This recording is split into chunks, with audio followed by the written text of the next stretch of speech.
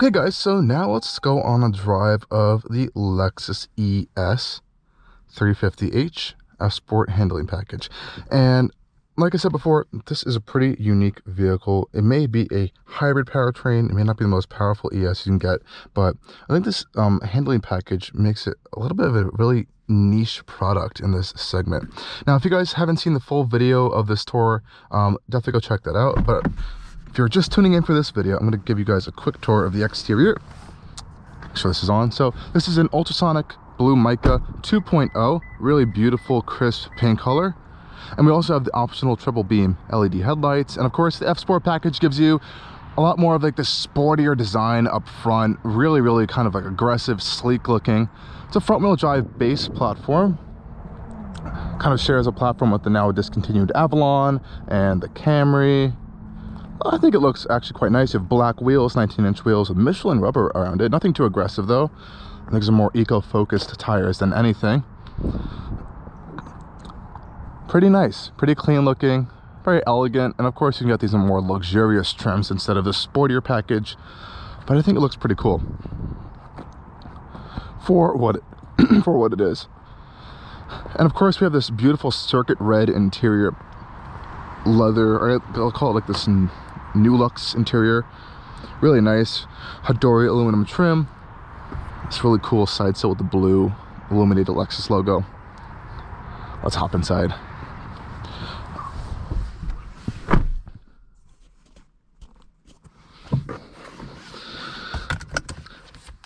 Okay guys, now we're inside of the Lexus ES and let's take it on a drive. Now this is the ES300h, so it's the hybrid. We have a 2.5 liter 4-cylinder up front with a electric motor paired to a lithium ion battery pack. We have an eCVT transmission. We have a full EV mode, which actually allows you to drive, I think, up to 20 miles an hour in complete battery power if you have enough battery power on you. You can check that here if you need to. Go to the energy monitor. You can also look at that in the main display, which is pretty cool.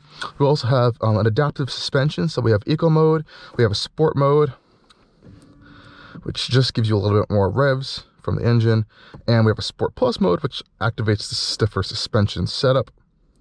So those are your different kind of driving modes here. And this one is very fuel efficient. I've been getting around 40 miles to the gallon. I think you can do up to around 44 you can get, which is pretty impressive.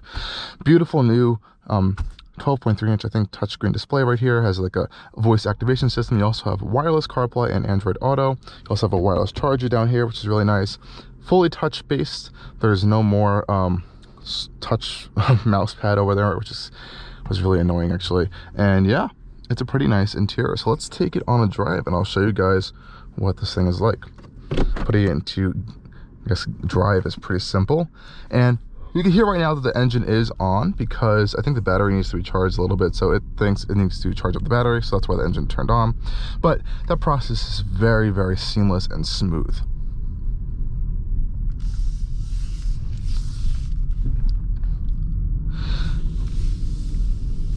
I want to try going into EV mode for you guys right now. So I don't know if it has enough battery to go into EV mode. So we might do that a little bit. But when you're in eco mode, let's go through the drive modes really quickly. It is going to prioritize a regenerative braking, and you kind of get this little gauge right here that gives you eco, where it'll normally operate under battery power mostly, and then power mode, which will kind of do the hybrid setting where you get both the engine and the battery.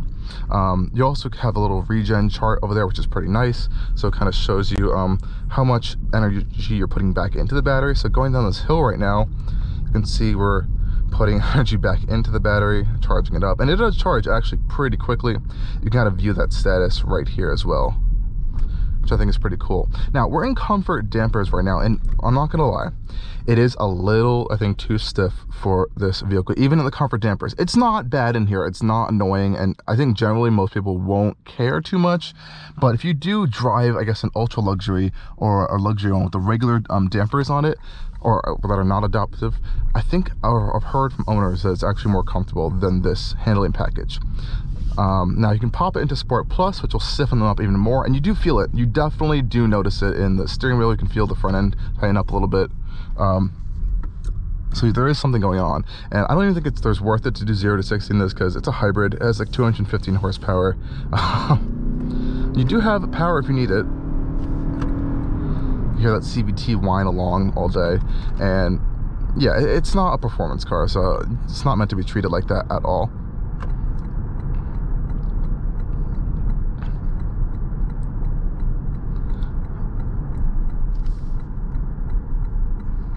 But in this Sport Plus mode, you do have, again, that stiffer suspension setup, which is really nice.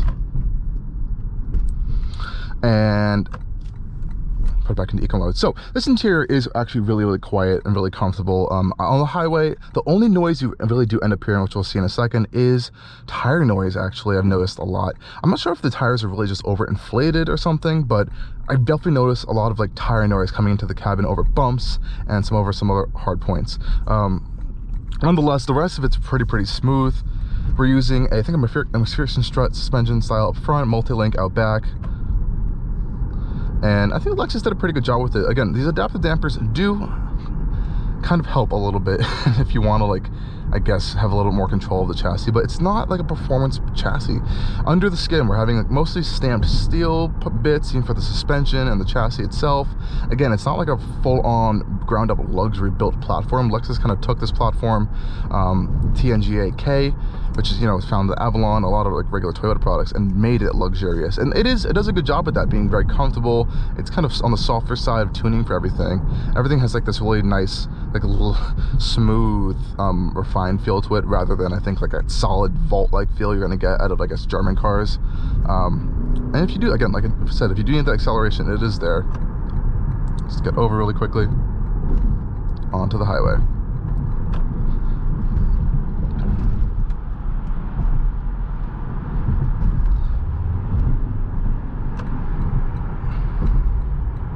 So like I said, acceleration is there if you need it, and you can take off like that. But I won't lie, I have mostly been driving this actually in eco mode, for both the fuel economy, which is pretty impressive in this thing, and it's just a more luxurious and relaxing experience. The dampers soften up a little bit, and I think it's actually quite comfortable. Now, while we're on the highway, I do want to kind of highlight this Lexus Safety System 2.0 that they have built into this car, and it's all kind of accessible from this right side of the steering wheel, and you literally just press this button. Radar cruise active, press set, and you're off. You have distance control. You have 3 stages of distance control. You can adjust your speed with these buttons right here, and it does have lane keep assist, so it's flashing right now, and you can turn that off and on with this little button, and it does steer.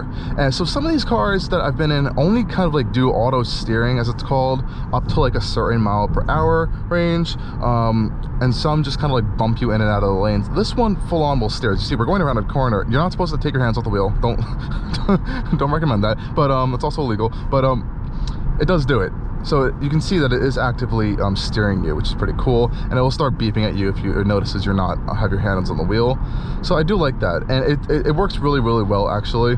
My only complaint with it is that, let's say there's a car in front of you. Unfortunately, I guess unfortunately there's no traffic right now, so I can't really show you this, but when there's a car in front of you and it starts accelerating and you want to meet your target speed, it actually has a kind of a hard time doing that. It kind of keeps it below that speed, and even with the closest distance on your distance control, it stays really far back. And I guess that's a good safety feature. Oh, that's really dangerous. Sorry for those people. Obviously, it's a safety style feature. It wants to be safe in traffic, doesn't want to be like over accelerating and stuff. But I've noticed that in like some slower moving, like stop and go traffic, it doesn't accelerate quickly enough, so you'll find like traffic around you's gone all the way up ahead, and you're like still slowly catching up. And so I thought it was like a drive mode thing, so I put it into Sport Plus, and it still did the same thing. So I don't know if I like that too much. I wish like there was more like a following type distance that was a little more aggressive. As you can see right now, we have the shortest following distance.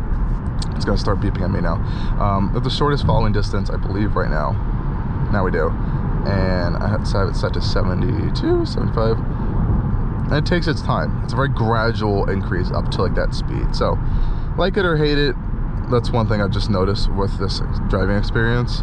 It's a little windy today, so you might hear a little bit more road noise, but generally this cabin is very quiet, and it does soak up big bumps very, very well, even in actually Sport Plus mode where you get the stiffer dampers, I have found, which is pretty nice. And it's a cruiser. It is a cruiser. This can just rip miles, get great fuel economy on the highway, and I think that's really what this car is designed for, to do all of that comfortably. And like I said, you have your voice assistant too, so I could be like, hey Lexus, turn on the climate control.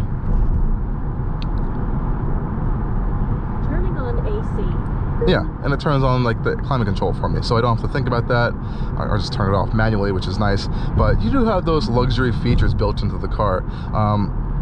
Some fun things, like sure, this gauge moves over, you can see some other little things there, but I have found this gauge to be a little bit cramped sometimes. So sometimes it's trying to show, like, it'll try to show song information, and it'll try to show your radar cruise information, and it's going to try to show some other warnings all in this one center little display, and it just like layers and layers on top of each other, and then you can't see things sometimes, so it's a little bit annoying. I think if this had the heads-up display option, that would kind of alleviate that issue a little bit, but it doesn't have that, unfortunately. It is still an option, and this one is coming in around like $54,000, and it doesn't have the Mark 11 audio system, it doesn't have the panoramic sunroof, so I'm a little disappointed that those aren't like standard features at this price point. I think they really should be. So I'm just going to turn off radar cruise really quickly, pop it into the stiffer suspension settings. We're just going to go around a little bit of a bend here.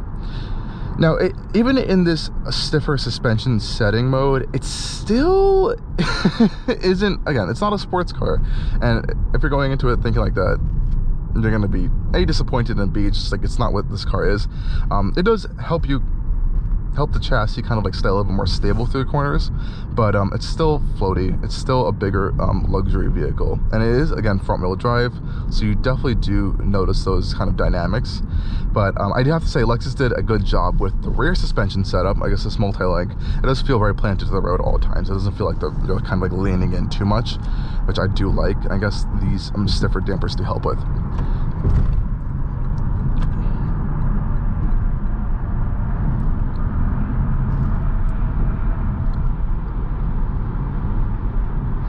And of course, you do have these paddle shifters on the steering wheel. Again, this is an eCVT transmission, so it's not like you're going to be shifting any gears, and even if you do, it doesn't work very well. So I honestly don't even know why they're here. I wish there is, I guess, maybe like a more adjustable regenerative braking maybe setting that could use them for, but yeah, I don't find them useful. If you do get the 350, the ES350, you do get an 8-speed gearbox paired to that V6 and the 350. Again, that's front wheel drive only, but I think that would make a little bit more sense for those. And you can actually get that car in the handling package as well. I'd really be interested to see how that has 300 horsepower all to the front wheels. I'm sure that's a blast to drive around. And there is a sport function for the eCVT. Kind of like, I guess, drops the gear ratios to give you more revs from the engine. This engine actually is pretty nice. It's very, very smooth. It's a 2.5 liter 4-cylinder, very, very smooth engine, and I haven't had any really complaints with it. It kicks in when you need to, and it's very quiet and, I guess, non-intrusive when you don't want it there, and it kind of like shuts on and off seamlessly with this hybrid system integrated, which I actually find really nice. And that's kind of Toyota and Lexus's really big hallmark. Their hybrid systems have been around for decades now, and they're really refined and fantastic. And I think when you're driving this thing and like this really true pure eco or even just normal driving modes, I think kind of that's where this car comes to shine. It's just really smooth and refined, definitely around town. And I actually really like how there's 3 ESs actually right there that just drove by, pretty popular. It's just a really smooth vehicle around town, and again, you're getting that fuel economy in there. I just want to pop up this energy flow display for you guys really quickly, so you can kind of see what's happening. It's really cool. I think I want to get enough battery in it to drive it in EV mode for a quick second. But there's kind of a cool like electric whir that goes when you're coming to a stop and picking up off of the line in pure EV mode, which I think is pretty cool. It's not that powerful of an electric motor, unfortunately, but it is good for very slow speed starts. It really doesn't work past like I've heard the engine kick in at like 17 to 20 miles an hour around that range. So it's not a very powerful electric motor, but it does work for kind of like a torque fill to kind of like eliminate any kind of lag from the engine starting up. So in that essence, it works really, really well. There also is this thing when you're in eco mode called, I believe it's active glide control or something like that. And so essentially it kind of is just like a coast function when you're in EV mode. So let's say you just like get off the accelerator and just coast along. It kind of like reduces the regenerative braking a little bit, but also keeps regenerative braking going on, which is kind of cool. Now, speaking of that regenerative braking, I have found it to be a little bit weird with another ES. Whoa, Jesus, they're all over the place.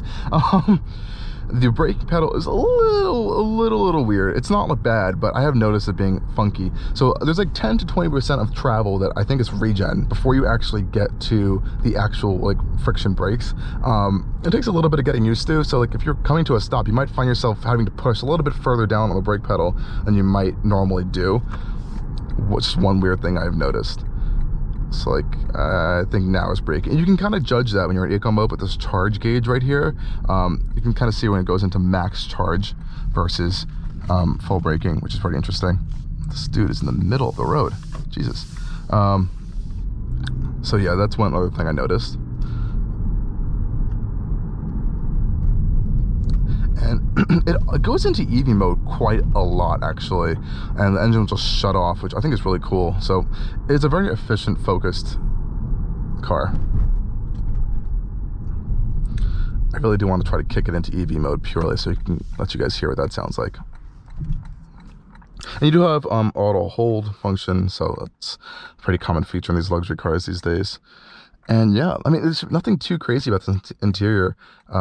I do like this new display, but I actually have found myself wanting some kind of like a wheel or something down here. So it is a little bit far to touch sometimes if there's things on like the far end of the display.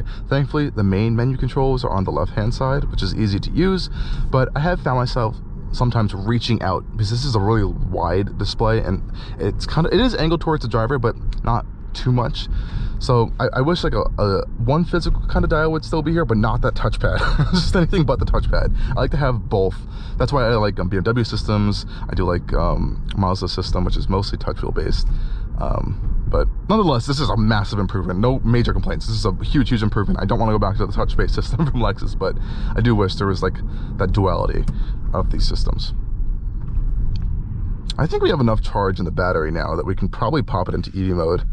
Let's see what happens. Yep, we're in EV mode.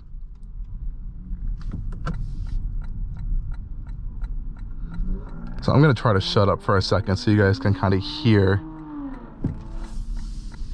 what it sounds like in EV mode.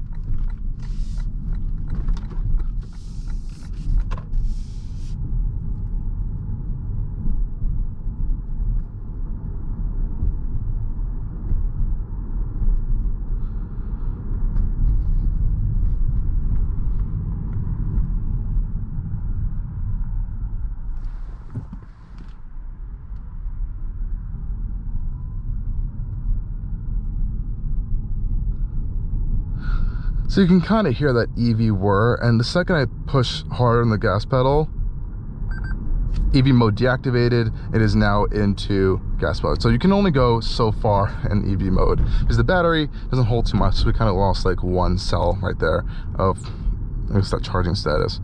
But yeah, that's the driving experience of the ES. It's a comfortable cruiser. I think that's its main highlights, and I've been saying this a lot throughout these videos. I really would like to try this in the ultra luxury package versus this kind of F-Sport handling package. And I really do. I do love the design of the outside. It looks really cool in the F-Sport package. I really love the optional triple LED beam headlights, and I love this interior. It's fantastic.